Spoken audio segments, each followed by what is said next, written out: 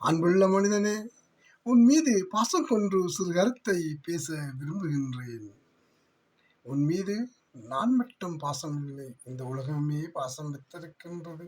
புரிவதை ஒழுங்காக புரிந்து கொண்டால் எங்குமே எந்த ஒரு பிரச்சனையுமே வரப்போவதில்லை. அதை சிந்திக்க நான் உங்களுடன் முயற்சி செய்ய விரும்புகின்றேன். மற்றவர்கள் ஏதோ ஏசி விட்டார்கள், எல்லாம் மற்றவர்கள் ஏதோ சொல்லிவிட்டார்கள் என்று நாம் கோவித்தால் அங்கு அவருக்கும் உனக்கும் என்ன வேறுபாடு? அதனால் மற்றவர்கள் பேசுவதை அன்பாக ஏற்றுக்கொள். உன்னால் இயன்ற நல்லதை செய்து கொள். நீ மற்றவனிடம் கை நீட்டுவதை விட மற்றவனுக்கு என்ன கொடுத்தாய் என்பதை மட்டும்தான் சிந்தி. நீ என்ன ஒன்றை நாடி போகின்றாயோ அது உனக்கு கிடைக்கவில்லை என்று சொல்லி கவலைப்படாது. அங்கு நீ என்ன கொடுத்தாய் என்றதை அன்புடன் உன் மனதில் வைத்துக்கொள்.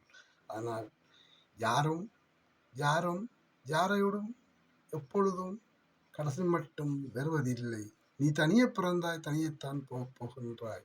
ஆனால் நீ பிறந்து இன்று உன்னது எத்தனை வருடங்களாய் நீ வாழ்ந்து கொண்டிருக்கிறாயோ அத்தனை வருடங்களும் எத்தனை அனுபவங்களை நீ பார்த்திருப்பாய். அதனால் அதில் நீ ஒரு மேதையாக வேண்டும்.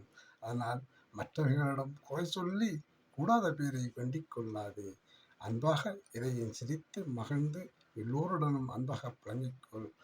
யார் என்று சொன்னாலும் அதற்கு அழகாக சிரித்து அன்பாக விளங்கிக்கொள்.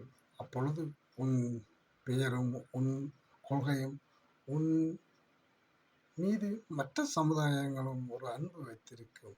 அன்பை நாம் கடைசி வரையும் விலை கொடுத்து வேண்டியலாது. நீ போகும் போக்கை பார்த்துத்தான் உன் மீது அன்பு வரும். நன்றி உள்ளங்களே.